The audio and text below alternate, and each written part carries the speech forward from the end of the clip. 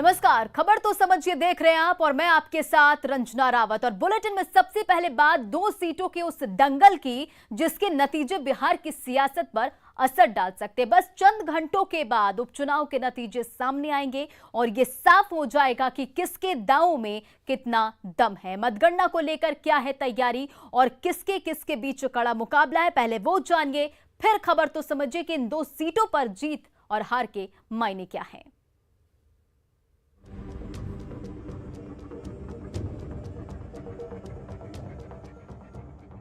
आज की रात उन उम्मीदवारों के लिए कयामत की रात है जिनके भाग्य का फैसला ईवीएम में कैद है। दरभंगा के कुशेश्वर स्थान और मुंगेर के तारापुर विधानसभा उपचुनाव की मतगणना मंगलवार सुबह 8 बजे से शुरू होगी। नतीजे भी शाम तक आ ही जाएंगे। इसके पहले मतगणना को लेकर सारी तैयारी पूरी कर ली गई है। कुशेश्वर स्थान के रामनगर में महिला ITI कॉलेज में मतगणना केंद्र बनाया गया है, जहां पर सुरक्षा के पुख्ता इंतजाम के साथ ही सभी जरूरी व्यवस्था की गई है। सेंटर पर कुल 16 टेबल लगाए गए हैं, जिनमें से 2 टेबल पर बैलेट बॉक्स के वोटों की गिनती होगी, जबकि 14 टेबल पर ईवीएम के वोटों की गिनती होगी। मुंगेर की तारापुर सीट के वोटों की गिनती भी कल ही होगी। यहाँ भी सुरक्षा के कड़े इंतजाम किए गए हैं। कल की जो बात है, कल सुबह 8 बजे से ही काउंटिंग चालू होना है और इसके लेके व्यापक इंतजाम किए गए हैं। देख सकते हैं कि जो डीजे कॉलेज को जो है ट्रिपल लेयर सुरक्षा व्यवस्था में सारे ईवीएम तथा वीवीपैट को रखा गया है, जो सुबह 8 बजे से निकलना चालू होगा। और अनुमान ये है कि 2 बजते ही ये साफ हो जाएगा कि विजेता कल के लिए कौन होगा। तारापुर में मुख्य मुकाबला जेडीयू के उम्मीदवार राजीव कुमार सिंह और आरजेडी के अरुण कुमार शाह के बीच है, जबकि कुशेश्वर स्थान में लड़ाई त्रिकोणीय है। यहाँ मुख्य मुकाबला जेडीयू के अमन हजारी, कांग्रेस के अतिरेक कुमार और आरजेडी के गणेश भारती के बीच है। दोनों जगह की जनता किसके सर सजाती है जीत का ताज और किसे कह देती है सॉरी, इस पर पूरे बिहार की नजर है, क्योंकि उपचुनाव के नतीजे ये संकेत देंगे कि बिहार की राजनीति किस ओर जा सकती है। न्यूज़ 18 के लिए दरभंगा से विपिन कुमार दास और मुंगेर से अरुण कुमार शर्मा के साथ ब्यूरो रिपोर्ट, न्यूज़ 18 नेटवर्क।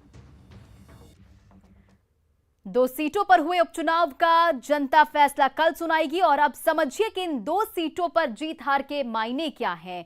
दरअसल 2 सीटों पर उपचुनाव का रिजल्ट कई मायनों में खास है। सभी बड़ी पार्टियों की साख दांव पर है। दोनों सीटों पर एनडीए का कब्जा था और लिहाजा एनडीए के सामने सीटों को बचाने की चुनौती है। आरजेडी इस बार अकेले मैदान में है और आरजेडी ने कांग्रेस की दोस्ती को दरकिनार कर दिया है। लिहाजा 2 सीटों से आरजेडी की साख जुड़ी है। कांग्रेस महागठबंधन से अलग हो चुकी है। कांग्रेस के सामने खुद को खड़ा करने की चुनौती है। और पिछले 1 दशक के चुनाव नतीजों की बात करें तो 2015 में से तारापुर सीट पर जेडीयू का कब्जा है और बात करें कुशेश्वर स्थान की तो 2010 में बीजेपी की टिकट पर शशि भूषण हजारी चुनाव जीते थे और 2015 में शशि भूषण हजारी पार्टी बदलकर जेडीयू में आ गए थे और जीते 2020 के विधानसभा चुनाव में शशि भूषण हजारी जेडीयू के टिकट से चुनाव लड़े और महागठबंधन से कांग्रेस के प्रत्याशी डॉक्टर अशोक राम को 7,222 मतों से हराकर जीत दर्ज की थी। मतलब कि 2010 से ही कुशेश्वर स्थान पर मौजूदा एनडीए का कब्जा है और अब इंतजार है कल के जनादेश का, जब जनता का फैसला आएगा। चलिए आगे बढ़ते हैं।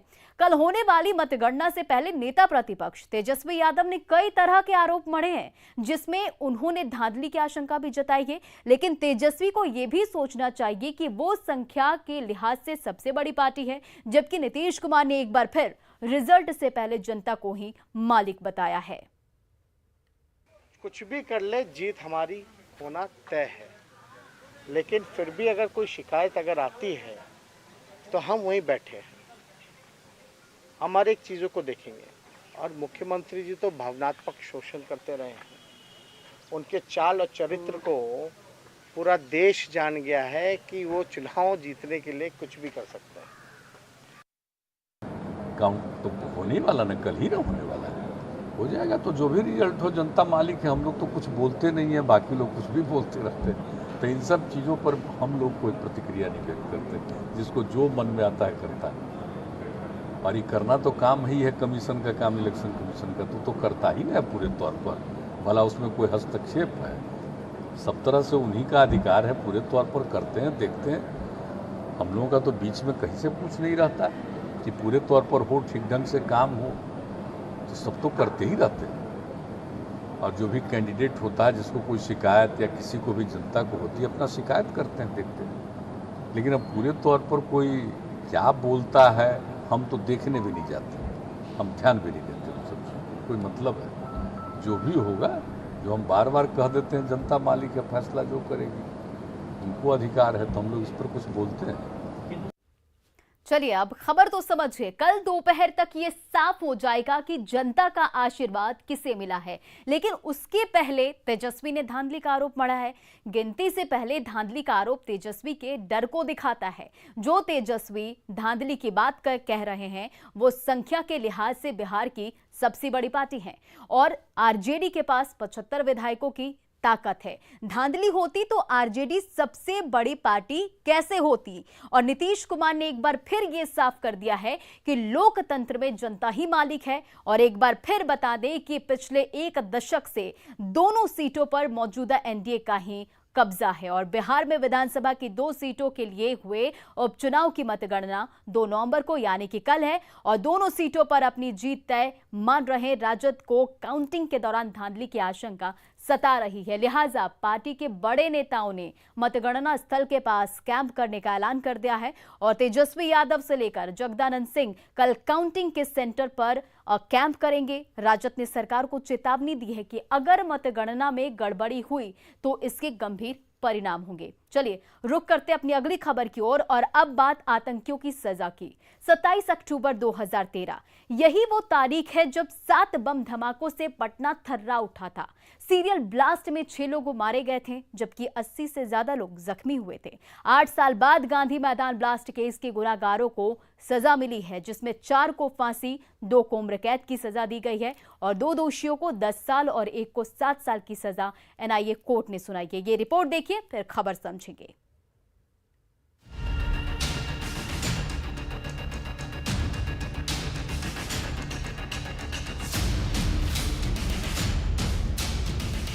इम्तियाज अंसारी, मुजीबुल्ला, हैदर अली और नुमान अंसारी, चार को फांसी। 27 अगस्त 2013 यही वो तारीख थी जब पटना के गांधी मैदान में तत्कालीन केंद्र सरकार के खिलाफ हुंकार रैली थी। इस तारीख को आतंकियों ने गांधी मैदान और पटना रेलवे स्टेशन पर एक के बाद एक 7 धमाके किए थे। सिलसिलेवार 7 बम धमाकों में 6 लोग मारे गए थे और तकरीबन 83 लोग घायल हुए थे। ठीक 8 साल 4 दिनों बाद गांधी मैदान ब्लास्ट मामले पर फैसला आया है, जिसमें फैसला सुनाते हुए कोर्ट ने 4 आतंकियों को फांसी, 2 को उम्र कैद की सजा, 2 दोषियों को 10 साल की सजा और 1 को 7 साल की सजा सुनाई है, जिसमें मोहम्मद मुजीबुल्ला अंसारी को फांसी की सजा मिली है, नुमान अंसारी को भी फांसी की सजा मिली है, इम्तियाज आलम को भी फांसी की सजा मिली है, हैदर अली को भी फांसी की सजा मिली है, जबकि अजहर कुरैशी और उमर सिद्दीकी को उम्र कैद की सजा दी गई है। अहमद हुसैन को 10 साल की सजा और फिरोज असलम को 10 साल की सजा दी गई है, जबकि एक गुनहगार इफ्तिखार आलम को 7 साल की सजा कोर्ट ने दी है। इम्तियाज अंसारी, मुजीबुल्ला, हैदर अली और नुमान अंसारी, चार को फांसी। उम्र कैद की सजा किन को दी गई है? इन लोगों को भी उम्र कैद की सजा दी गई है विभिन्न धाराओं में, फांसी के अलावे, समझिए, और ऐसे भी इम्प्रीजमेंट दिया गया है। उसके अलावे जो इफ्तिकार हैं उनको केवल 7 साल की सजा दी गई है। उमर सिद्दीकी और अजहरुद्दीन, उन लोगों ने दोनों कन्फेस किया था, तो उनके कन्फेशन को कंसीडर करते हुए लाइफ इम्प्रिजमेंट दिया गया है 120B 302 और 121 IPC के अंतर्गत। कोर्ट ने 4 दिन पहले ही 27 अक्टूबर को इस मामले में 9 आरोपियों को दोषी करार दे दिया था। आज गुनहगार को सजा भी तय कर दी गई। पटना से न्यूज़ 18 के लिए अमित कुमार की रिपोर्ट।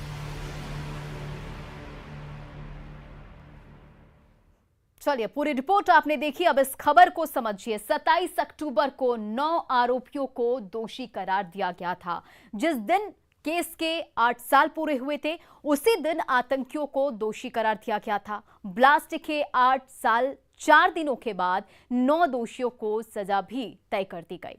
8 साल 4 दिनों के बाद 9 दोषियों को सजा तय कर दी गई और मतलब ये कि 2924 दिनों के बाद ये फैसला आया। गांधी मैदान ब्लास्ट मामले पर पूरे देश की नजरें टिकी हुई थी, क्योंकि नरेंद्र मोदी से जुड़ा ये मामला था और प्रतिबंधित संगठन सिमी के आतंकवादियों के निशाने पर नरेंद्र मोदी ही थे। ये एनआईए की जांच और कोर्ट में पेश किए गए सबूतों से स्पष्ट हो चुका है। 2013 में नरेंद्र मोदी एनडीए के पीएम कैंडिडेट थे और साजिश कितनी बड़ी थी इसका अंदाजा इसी बात से लगा सकते हैं आप कि ब्लास्ट की साजिश रायपुर में रची गई थी। आतंकी उमेर सिद्दीकी और अजरुद्दीन छत्तीसगढ़ के रायपुर के रहने वाले हैं और बम बनाने का सामान आतंकियों को झारखंड से मिला था।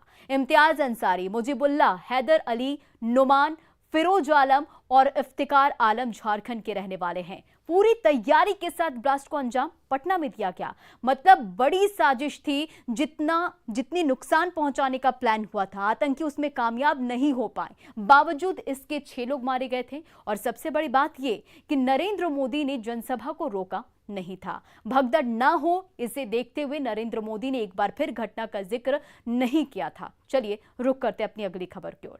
बड़ी खबर गढ़वा से है, जहां एक टायर दुकान में भीषण आग लगने के बाद मौके पर अफरा तफरी मच गई है। घटना पूरनचंद चौक के पास की बताई जा रही है और टायर दुकान में आग कितनी भीषण थी ये तस्वीरों से समझा जा सकता है। घटना की सूचना मिलने पर पुलिस और फायर ब्रिगेड की टीम मौके पर पहुंची और आग पर काबू पाया जा सका। आग कैसे लगी है और इसमें कितने का नुकसान हुआ ये बात अब तक सामने नहीं आई है। पुलिस इसकी छानबीन कर रही है।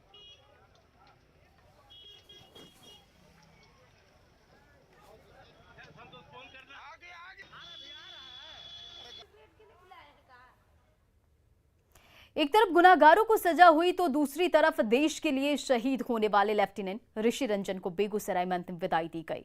शहीद की अंतिम यात्रा में जनसैलाब उमड़ा और सड़कों पर भारत माता की जय के नारे गूंजते रहे।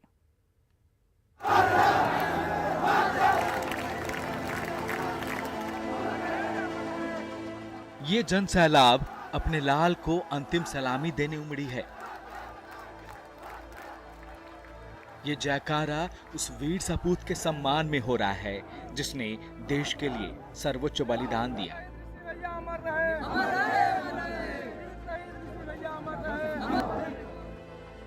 सोमवार को बेगूसराय की धरती वीर शहीद ऋषि रंजन अमर रहें और भारत माता की जय के नारों से गूंज उठी। शहीद ऋषि रंजन सिंह के अंतिम दर्शन के लिए बेगूसराय में जनसैलाब उमड़ पड़ा। बेगूसराय की सड़कों पर भारत की जयकार के साथ ऋषि रंजन सिंह अमर रहे के खूब नारे लगे। हजारों लोगों की भीड़ के साथ शहीद का पार्थिव शरीर सिमरिया घाट लाया गया। सिमरिया घाट पर हजारों लोगों की मौजूदगी में वीर शहीद का सैन्य सम्मान के साथ अंतिम संस्कार किया गया। पिता राजीव रंजन सिंह ने उन्हें मुखाग्नि दी।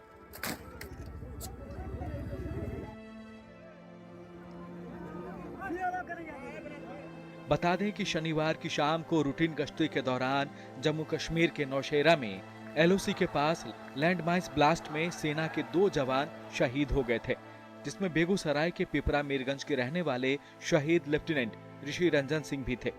विस्फोट में 3 जवान घायल भी हुए थे। बेगूसराय के लोगों ने अपने लाल को अंतिम विदाई दे दी, लेकिन ये गुस्सा और जोश बताता है कि ऋषि रंजन सिंह का बलिदान बेकार नहीं जाएगा। न्यूज़ 18 के लिए बेगूसराय से संतोष कुमार की रिपोर्ट। जनता दरबार मुख्यमंत्री नीतीश कुमार ने आज 187 लोगों की समस्या सुनी और उनके समाधान के लिए अधिकारियों को निर्देश भी दिए। हालांकि त्योहारों का समय होने के कारण आज जनता दरबार के बाहर लोगों की भीड़ कम थी। आज वैसे लोग कम ही आए थे जो हर बार बड़ी संख्या में बिना रजिस्ट्रेशन कराए पहुंच जाते हैं।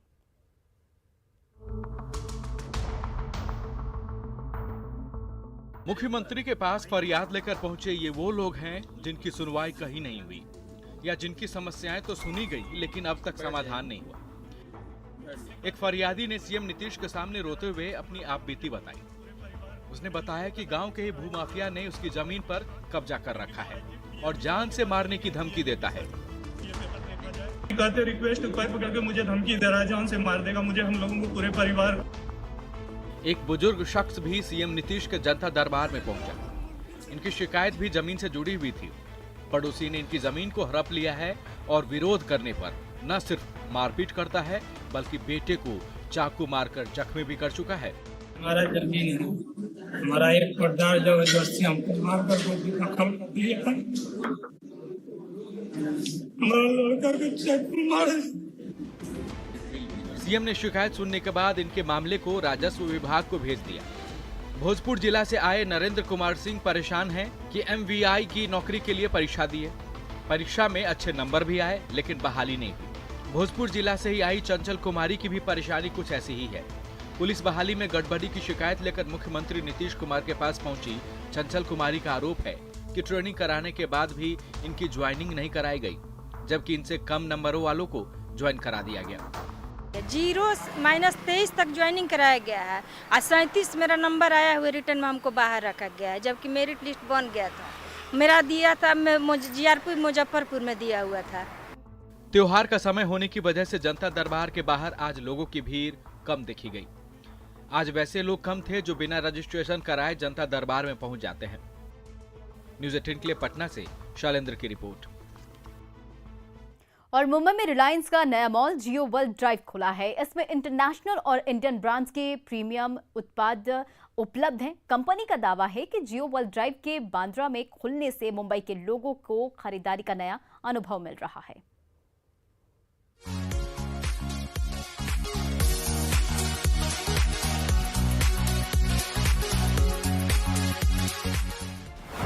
अल्ट्रा प्रीमियम किराना सेगमेंट में रिलायंस। मुंबई में रिलायंस का पहला प्रीमियम मॉल खुलेगा। दुनिया का पहला रूफटॉप ओपन थिएटर। रिलायंस का जियो वर्ल्ड ड्राइव लॉन्च।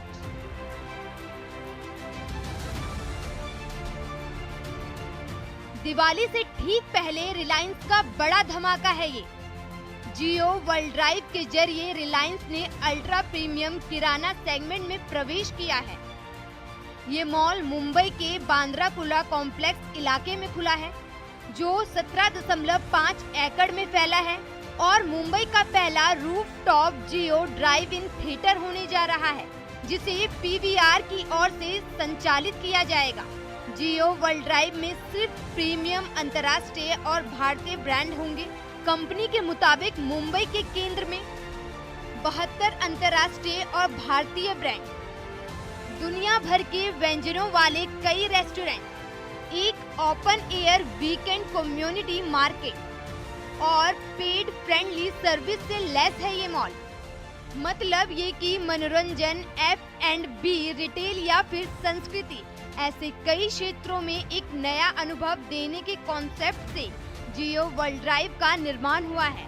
इसके जरिए भारत में पहली बार कई प्रयोग किए जा रहे हैं। रिलायंस रिटेल की डायरेक्टर ईशा अंबानी ने जियो वर्ल्ड ड्राइव यानी JWD के निर्माण के पीछे की फिलॉसफी और विजन के बारे में बताते हुए कहा, आधुनिक युग के कस्टमर्स के लिए शॉपिंग एक संवेदनशील अनुभव है, जिसमें फन, इनोवेशन और डिस्कवरी शामिल है।